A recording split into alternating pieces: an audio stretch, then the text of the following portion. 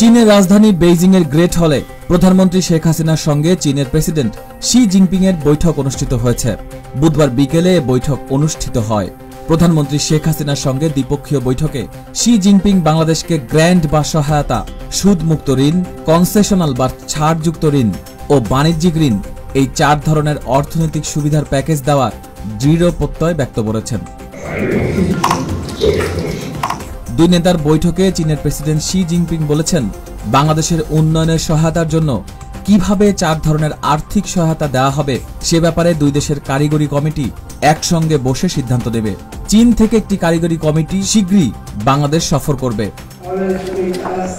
বাংলাদেশের উন্নয়ন অভিযাত্রায়, উন্নয়ন অগ্রগতিতে অব্যাহতভাবে সহযোগিতা করে যাবে। বাংলাদেশকে গ্রান্ট এবং interest free loan, concessional loan এবং কমার্শিয়াল লোন এই 4 খাতেই চায়না সহযোগিতা করবে।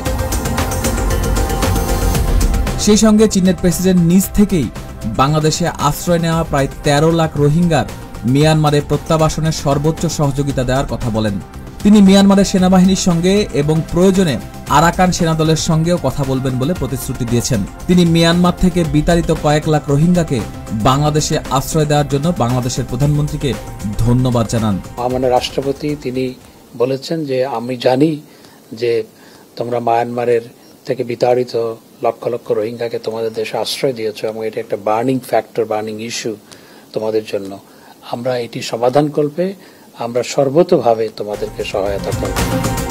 চীনের প্রেসিডেন্ট বৈঠকে শেখ হাসিনার নেতৃত্বে বাংলাদেশের উন্নয়নকে অভূতপূর্ণ বর্ণনা করেন এবং চীনের সহায়তা অব্যাহত থাকবে বলে জানান তিনি।